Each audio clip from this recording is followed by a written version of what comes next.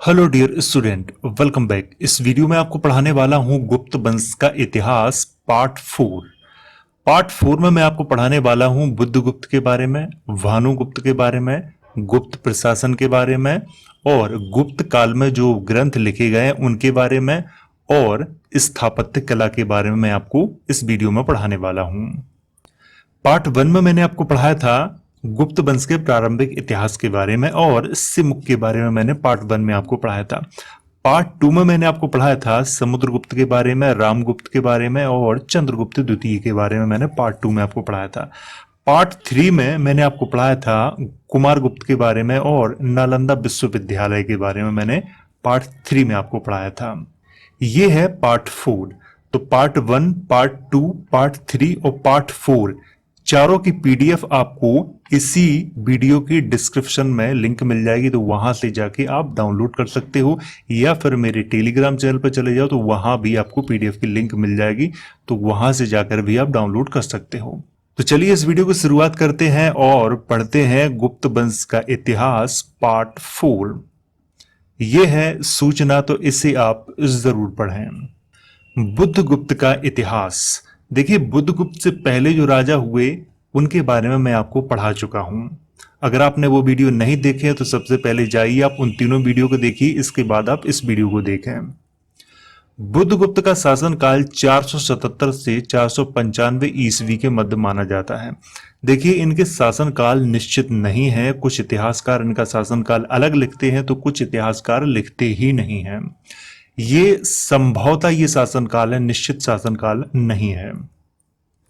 बुद्धगुप्त पुरुगुप्त के पुत्र और कुमारगुप्त द्वितीय के उत्तराधिकारी थे। तो यहाँ पे आपको याद रखना है कि जो बुद्धगुप्त थे वो पुरुगुप्त के पुत्र थे और कुमारगुप्त द्वितीय के उत्तराधिकारी थे।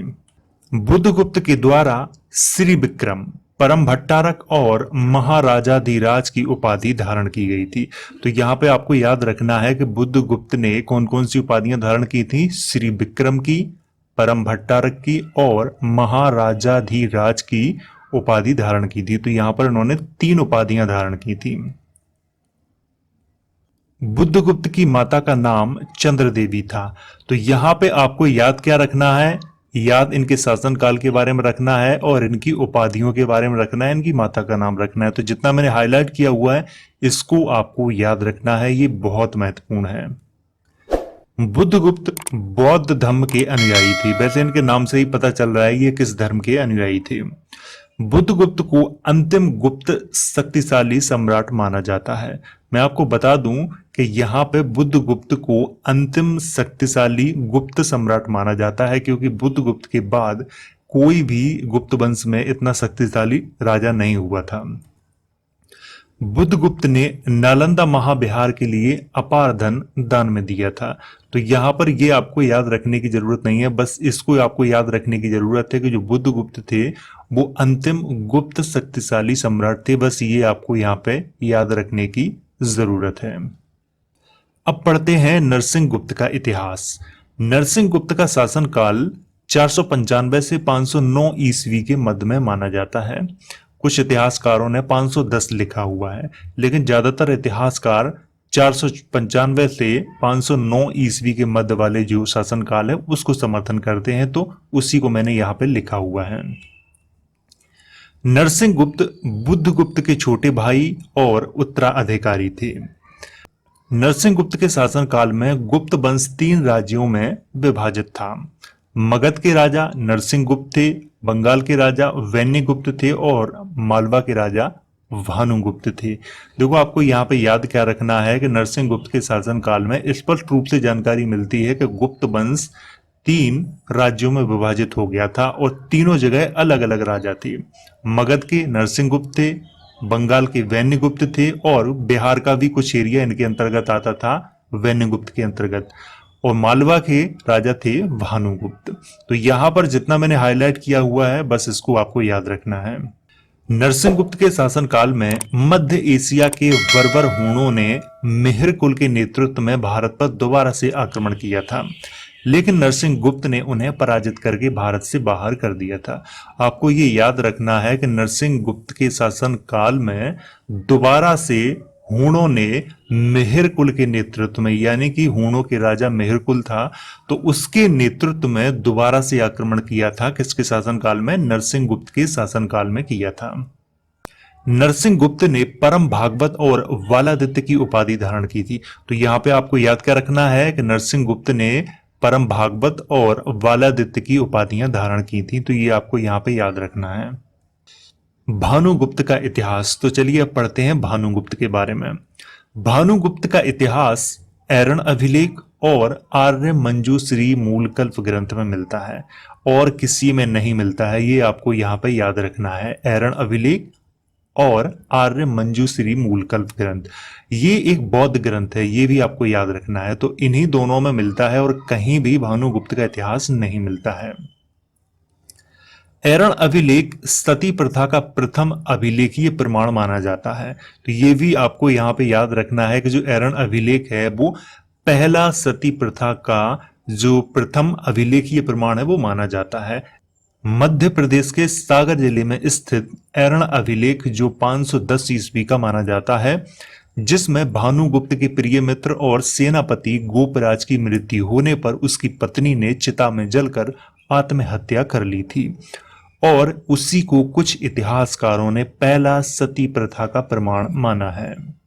तो चलिए अब यहां पर कर लेते हैं थोड़ी सी चर्चा। देखिए, सबसे पहले तो आपको याद ये रखना है कि ये ऐरण अभिलेख कहाँ है। ऐरण अभिलेख मध्य प्रदेश के सागर जिले में स्थित है और इसमें लिखा क्या है? इसमें लिखा है कि भानुगुप्त के सेनापति गोपराज की मृत्यु हो गई थी एक युद्ध में। इसके बाद उनकी पत्नी ने भी गोपराज की चिता में जलकर आत्महत्या कर ली थी। तो इसी को इतिहासकारों ने क्या लिखा है कि पहला सती प्रथा का प्रमाण इसी अभिलेख से मिलता है, यानी कि ऐरण अभिलेख से। तो ये आपको याद रखना है कि ये ऐरण अभिलेख कहां पर है? मध्य प्रदेश के सागर जिले में है और किससे संबंधित है? भानुगुप्त से ये संबंधित है। तो यहां पर जितना मैंने हाईलाइट किया हुआ है इसको आपको याद रखना है, ये बहुत महत्वपूर्ण है। चलिए अब पढ़ते हैं वैन्यगुप्त का इतिहास। देखिए, वैन्यगुप्त मगध के राजा नहीं थे, वैन्यगुप्त बंगाल के राजा थे। तो यहां पे ये याद रखना है। और भानुगुप्त कहां के थे? मालवा के राजा थे। आधुनिक बांग्लादेश में स्थित गुणेधर ताम्रलेख में वैन्यगुप्त के बारे में कुछ जानकारी प्राप्त होती है, जिसमें बौद्ध विहार बनवाने का उल्लेख किया गया है। तो ये आपको यहाँ पे याद रखना है कि बांग्लादेश में एक ताम्रलेख है जिसे गुणेधर लेख के नाम से जाना जाता है। तो उसमें कुछ जानकारी वैन्यगुप्त के बारे में मिलती है, यानी कि एक बौद्ध विहार बनवाने के बारे में जानकारी मिलती है। तो बस थोड़ा सा इतिहास इनका वहीं मिलता है और कहीं नहीं मिलता है। अब पढ़ते हैं कुमारगुप्त तृतीय का इतिहास। नालंदा लेख में कुमारगुप्त तृतीय का इतिहास मिलता है, जिसमें उनकी माता का नाम महादेवी और मित्र देवी लिखा हुआ है। देखिए, कुमारगुप्त तृतीय का जो इतिहास है वो कहीं नहीं मिलता है, किसी भी ग्रंथ में नहीं मिलता है, लेकिन नालंदा लेख है उसमें थोड़ा सा कुमारगुप्त तृतीय का इतिहास मिलता है, जिसमें उनकी माता का नाम महादेवी और मित्र देवी लिखा हुआ है। तो यहां पर जितना मैंने हाईलाइट किया हुआ है इसको आपको याद रखना है। विष्णुगुप्त का इतिहास। अब पढ़ते हैं विष्णुगुप्त के बारे में। विष्णुगुप्त का इतिहास भी नालंदा लेख में ही मिलता है। ये आपको याद रखना है कि नालंदा लेख में किसका इतिहास मिलता है? विष्णुगुप्त का मिलता है। 550 ईस्वी के बाद गुप्त वंश का इतिहास उपलब्ध नहीं है, परंतु इसके बाद भी गुप्त वंश में कई राजा हुए जिनका इतिहास भारत के किसी भी ग्रंथ में नहीं मिलता है। देखो, सबसे पहले मैं आपको बता दूं कि विष्णुगुप्त के बाद भी कई राजा हुए गुप्त वंश में, यानी कि 550 ईस्वी के बाद भी गुप्त वंश में कई राजा हुए, लेकिन इनका इतिहास उपलब्ध न होने के कारण इनकी जानकारी नहीं है किसी भी इतिहासकार के पास। तो बस यहाँ पे आपको याद रखना है कि विष्णुगुप्त का जो उल्लेख है वो कहाँ किया है? नालंदा लेख में किया गया है। तो ये आपको याद रखना है। गुप्त वंश का प्रशासन। अभी तो मैं आपको गुप्त राजाओं के बारे में पढ़ा रहा था, अब पढ़ते हैं गुप्त प्रशासन के बारे में। गुप्त काल में शासन की संपूर्ण शक्ति राजा के हाथों में होती थी और राजा स्वेच्छाचारी होते थे, जो सभी कार्य स्वयं की मर्जी से करते थे। तो यहाँ पे आपको याद रखना है कि गुप्त काल में जितने भी राजा हुए उनकी जो संपूर्ण जो शक्ति होती थी राजाओं के हाथों में होती थी और राजा स्वेच्छाचारी होते थे। स्वेच्छाचारी का मतलब है कि स्वयं की इच्छा से वो कार्य करते थे। गुप्त काल में मंत्रियों के पद जो होते थे वो पैतृक होते थे और प्रधानमंत्री को मंत्रिन कहा जाता था। थोड़ा यहाँ पर समझ लेते हैं। देखिए, पैतृक का मतलब ये होता है कि जैसे कि मैं मंत्री हूं, मेरे मरने के बाद मेरा पुत्र बनेगा, उसके मरने के बाद उसका पुत्र बनेगा, तो ये पैतृक होता है। तो मंत्रियों के जो पद होते थे गुप्त काल में वो पैतृक होते थे और प्रधानमंत्री को मंत्रिन कहा जाता था। ये आपको याद रखना है। गुप्त काल में राजा के नीचे छोटे छोटे सामंत होते थे और उनकी जो पदवियां होती थी वो होती थी महाराज। जैसे कि मैंने आपको पढ़ाया था सिमुक के बारे में। सिमुक स्वतंत्र राजा नहीं थे गुप्त वंश के, ये आपको यहाँ पे मैंने शुरुआत में आपको पढ़ाया था। तो यहाँ पे गुप्त काल में क्या होता था कि जो अधीन राजा होते थे यानी कि सामंत जो होते थे उनकी जो पदवी होती थी वो महाराज की पदवी होती थी। ये आपको यहाँ पे याद रखना है। तो जितना मैंने हाईलाइट किया हुआ है इसको आपको याद रखना है, ये महत्वपूर्ण है। गुप्त काल में राजा के पुत्र को कुमार कहा जाता था, जिससे कुछ इतिहासकारों ने कुमार अमात्य भी लिखा हुआ है। आपको यहाँ पे याद रखना है कि गुप्त काल के जितने भी राजा हुए उनके पुत्र को क्या कहा जाता था? कुमार कहा जाता था। ठीक इसी तरह से मौर्य काल में जितने भी राजकुमार हुए उनको भी कुमार ही कहा जाता था। गुप्त काल में सेना विभाग का प्रमुख महासेनापति होता था। गुप्त काल में राजमहलों का रक्षक महाप्रतिहार होता था, जिसकी उपाधि विनय मयूर होती थी। तो यहाँ पे आपको याद रखना है कि सेना विभाग का प्रमुख कौन होता था? महासेनापति होता था। और जो राजमहल होते थे उनकी रक्षा करने वाला महाप्रतिहार नामक अधिकारी होता था और उसकी जो उपाधि होती थी वो क्या होती थी? विनय मयूर होती थी। गुप्त काल में पैदल तथा घुड़सवार सेना का अध्यक्ष भटास्वपति नामक अधिकारी होता था। तो आपको यहाँ पर जितना मैंने हाईलाइट किया हुआ है इसको आपको याद रखना है, ये महत्वपूर्ण है और कई बार ये परीक्षाओं में पूछा गया है, तो इसीलिए इसको यहाँ पे याद रखना है इन सभी को। गुप्त काल में कोषा अध्यक्ष को भांडागाराधिकृत कहा जाता था और स्त्री विभाग के अध्यक्ष को स्थपति कहा जाता था। तो चलिए यहाँ पर थोड़ा समझ लेते हैं। कोषा अध्यक्ष को क्या कहा जाता था? भांडागाराधिकृत कहा जाता था और स्त्री विभाग के अध्यक्ष को स्थपति कहा जाता था। जब मैं आपको मौर्य काल के बारे में पढ़ा रहा था यानी कि सम्राट अशोक के बारे में जब मैंने आपको पढ़ाया था तो वहां भी एक स्त्री विभाग का उल्लेख किया था मैंने, लेकिन वहां पे सोचने वाली बात तो ये थी कि वहां पे स्त्री विभाग का जो अध्यक्ष होता था वो कोई पुरुष नहीं होता था, वहां पर किसी महिला को ही स्त्री विभाग का अध्यक्ष बनाया जाता था। लेकिन गुप्त काल में ये प्रक्रिया बदल जाती है और यहाँ पर स्त्री विभाग का जो अध्यक्ष होता था वो एक पुरुष होता था और इसीलिए उसको कहा जाता था स्थपति। ये आपको यहाँ पे याद रखना है। गुप्त काल में धार्मिक कार्यों की देखरेख करने वाले अधिकारी को विनय स्थिति स्थापक कहा जाता था। तो यहाँ पर आपको यहाँ पर समझना है कि जो धार्मिक कार्यों की देखरेख करने वाला अधिकारी होता था उसे गुप्त काल में क्या कहा जाता था? विनय स्थिति स्थापक कहा जाता था। गुप्त काल में भूमि कर लेने वाले अधिकारी को साल्किक और ग्राम के मुखिया को महत्तर कहा जाता था। तो थोड़ा यहाँ पर मैं समझा देता हूँ। देखिए, जो भूमि कर लेने वाला जो अधिकारी होता था उसको गुप्त काल में साल्किक कहा जाता था। क्या कहा जाता था? साल्किक। और जो ग्राम का जो मुखिया होता था उसको कहा जाता था महत्तर। महत्तर ग्राम का मुखिया होता था। तो ये आपको यहाँ पे याद रखना है। गुप्त काल में ग्राम का प्रशासन पंचमंडली नामक संस्था संभालती थी, जिसमें महतर, अष्टकुलाधिकारी, ग्रामिक और कुटुंबिन सदस्य होते थे। तो चलिए मैं आपको यहाँ पर समझा देता हूँ। देखिए, ग्राम का जो प्रशासन होता था वो गुप्त काल में एक पंचमंडली नामक एक संस्था होती थी, वो संभालती थी पूरे ग्राम का प्रशासन। और पंचमंडली सभा में क्या होता था कि कुछ सदस्य होते थे, जिसमें सबसे पहला जो होता था वो होता था महत्तर, जो कि गांव का मुखिया भी होता था। इसके बाद होता था अष्टकुलाधिकारी, ये भी होता था। इसके बाद होता था ग्रामिक और कुटुंबिन। तो ये सदस्य होते थे किसके? पंचमंडली के सदस्य होते थे। तो ये आपको यहाँ पर याद रखना है। मैं आपको बता दूं कि मैंने कभी कभी इतिहासकारों का जो लेख है वो पढ़ा है, उसमें वो क्या लिख देते हैं कि गुप्त काल में ग्राम का प्रशासन ग्रामिक या महत्तर के हाथों में था, देखिए ग्रामिक सदस्य होता था पंचमंडली का, हाँ ये बात बिल्कुल सही है। और पंचमंडली के अंदर ये सभी सदस्य आते हैं, महत्तर, अष्टकुलाधिकारी, ग्रामिक और कुटुंबिन। तो कभी कभी यहाँ पर इतिहासकार लिख देते हैं ग्रामिक और महत्तर दोनों का नाम लिख देते हैं, लेकिन मैंने केवल महत्तर का नाम लिखा हुआ है क्योंकि ज्यादातर इतिहासकार इसी को समर्थन करते हैं।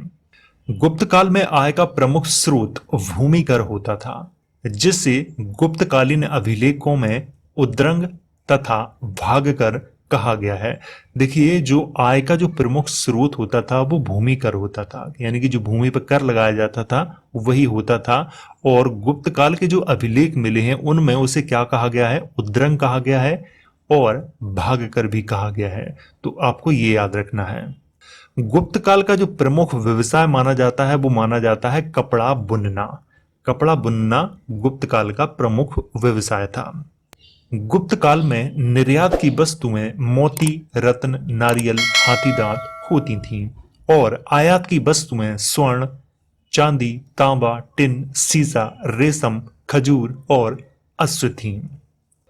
तो चलिए मैं आपको समझा देता हूं। देखिए निर्यात का मतलब है यहां पे कि हमारे देश से जो चीजें बाहर के देशों में जाती थी वो मोती, रत्न, नारियल और हाथीदांत होती थी।